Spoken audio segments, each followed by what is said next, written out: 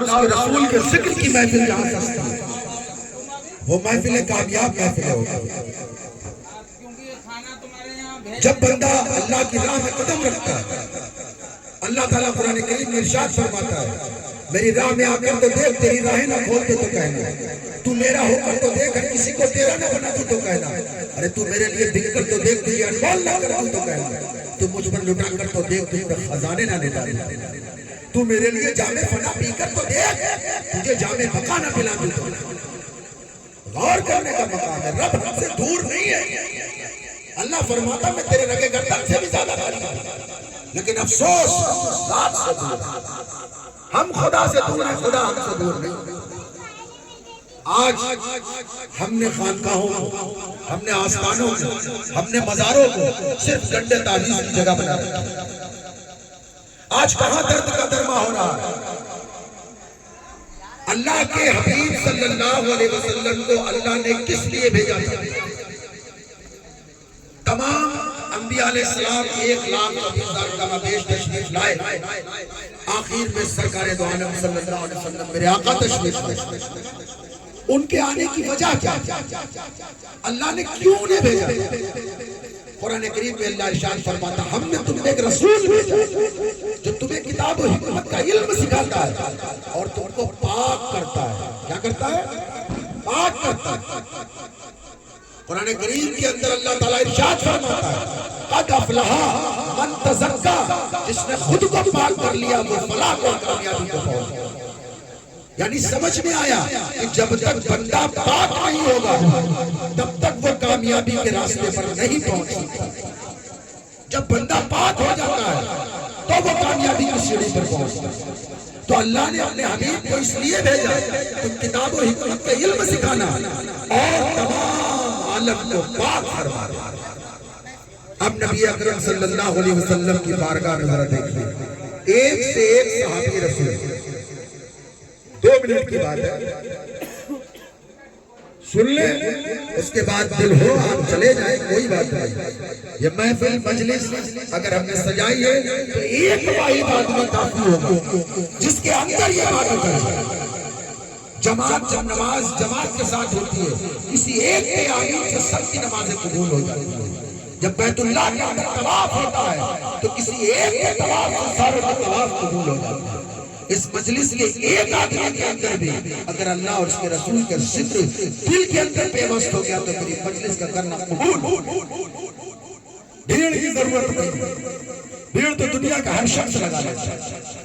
مخدوم ثابت کلیری کے واحد ایک اکیلے مرید اور خلیفہ شمس الدین پانی پت رحمت اللہ ایک واحد، انہی کو درس، انہی کو تعلیم، انہی کو ہدایت، انہی کو سبق، انہی کو تصوف، انہی کو سلوک، لیکن ایک ایسا شخص نکلا سارے ستارے ٹھنڈے پڑ گئے کائنات کے اندر، قیامت تک کے لیے سلسلہ صابری جو ہے مکمل فرما دیا۔ آپ غور کر کے دیکھیں، ایک کافی ہے راستے پر چلنے کے لیے، لاکھ کافی نہیں ہے راستے پر ایک چلنے، وہ ایک جب چلے گا تو وہ لاکھوں کو اس راستے پر چلا جائے۔ آپ غور اور فکر، ہمارا غور اور ہماری فکر ہمیں منزل تک پہنچا سکتی ہے۔ اب رسول نے تو فرما دیا، اللہ کی جانب سے جو وحی آئی رسول نے فرما دی کہ میں تمہارے درمیان اس لیے آیا ہوں میں تمہیں کتاب و حکمت کا علم سکھاؤں اور میں تمہیں پاک کر دوں۔ وہ پاکیزگی کون سی پاکیزگی تھی؟ وہ پاکیزگی یہ وضو اور غسل کی پاکیزگی نہیں ہوگی، کیونکہ قرآن گواہی دے رہا قد افلح من تزکا، جس نے خود کو پاک کر لیا وہ فلاح کو پہنچ گیا، کامیاب ہو گیا۔ رسول کی زمانے کی 73 فرقے ہوں گے، 72 جہنم میں جائے گے، ایک جنت میں جائے گا۔ جو وضو اور غسل کا طریقہ ہر فرقہ جانتا ہے، نماز ہر فرقہ ادا کرتا ہے، روزہ ہر فرقہ رکھتا ہے، اسلام کے جتنے بھی فرقے ہیں سب روزے رکھتے ہیں، سب نمازیں ادا کرتے ہیں، سب غسل کرتے ہیں، سب وضو کرتے ہیں۔ میرے دوست، میرے بھائی، پھر یہ جو رسول اللہ صلی اللہ علیہ وسلم کی ذات مبارک کہہ رہی ہے 72 جہنمی ہیں اور ایک جنتی فرقہ ہے، تو وہ کون سا فرقہ ہے جو جنت کے اندر داخل ہو؟ ہم نے کبھی سوچا؟ ہم نے غور کیا؟ ہم نے بڑی بڑی مجلسیں سجائی، ہم نے نظر کری، نیاز کری، لنگر کرا۔ عرفان بھائی تشریف لائیں، ادھر آ جائے درود شریف پڑھنے آپ لوگ اللہم صلی علی سیدنا و مولانا محمد و علی سیدنا و مولانا محمد بذکر شیء معلوم رب ارنی بجمالک یا رسول اللہ صلی اللہ علیہ وسلم. ہم نے فکر کرا، ہم نے غور کرا کہ وہ فرقہ جنتی کون سا ہے. ہم روز پانچوں وقت نماز میں کھڑے ہوتے اور نماز میں کھڑے ہو کے اگر امام آگے ہے تو امام پڑھتا، نہیں تو ہم پیچھے پڑھتے. الگ اپنی نماز اگر پڑھ رہے ہیں، سنت پڑھ رہے ہیں، نفل پڑھ رہے ہیں تو سورہ فاتحہ ضرور پڑھتے ہیں. ہمارے مولانا صاحب بیچ میں بیٹھے ہیں ماشاءاللہ، سورہ فاتحہ کی تلاوت ضرور کرتے ہیں. الحمد شریف پہلے پڑھتے ہیں. الحمد شریف کے جملے پر آپ نے غور نہیں کیا. ہم روزانہ پانچوں وقت اس رب کائنات سے دعا مانگتے ہیں، ایک التجا کرتے ہیں، ایک فریاد کرتے ہیں. ہم اتنی فریاد اپنی اولاد، اپنے بچے، اپنے کاروبار، اپنے رزق، اپنے ماں باپ ان خیر و برکت اس کے لیے نہیں کرتے. ہم ایک دعا کرتے ہیں، اہدنا الصراط المستقیم، اے اللہ میں سیدھا راستہ دکھا دے، اے اللہ سیدھا راستے پر چلا دے، اے اللہ سیدھا راستہ دکھا دے. اور آپ آگے کیا ہے، صراط الذین انعمت علیہم، ان لوگوں کے راستے پر جن پر تیرا انعام، جن پر تیرا انعام ہوا، ان لوگوں کا راستہ مجھ کو دکھا. روز آگا نماز میں ہم کے رب کائنات سے التجا کرتے ہیں. بھائی تشریف فرمائیے بیٹھے. اس رب کائنات سے التجا کرتے ہیں، اے میرے مولا مجھے سیدھا راستہ دکھا، اے میرے مولا مجھے سیدھے راستے پر چلا. مولا نے پوچھا بیٹا کون سا راستہ، ذرا بتا تو تجھے کون سا راستہ چاہیے. صراط الذین انعمت علیہم، اے میرے مالک، اے میرے پروردگار، اے خالق کائنات، اے میرے رازق، اے میرے مالک، تجھے اس راستے پر چلا جس پر تیرا انعام نازل ہوا، جس پر تیرا انعام نازل ہوا. ہم ان لوگوں کے راستے پر اللہ سے دعا مانگتے ہیں. ہر شخص ہر فرقہ نماز ادا کرتا ہے اور سورہ فاتحہ کے بغیر نماز ہو ہی نہیں. اور وہ کہتا ہے اہدنا الصراط المستقیم، اے اللہ مجھے سیدھے راستے پر چلا. کس راستے پر؟ صراط الذین انعمت علیہم، اے میرے مولا جن پر تیرا انعام نازل ہوا.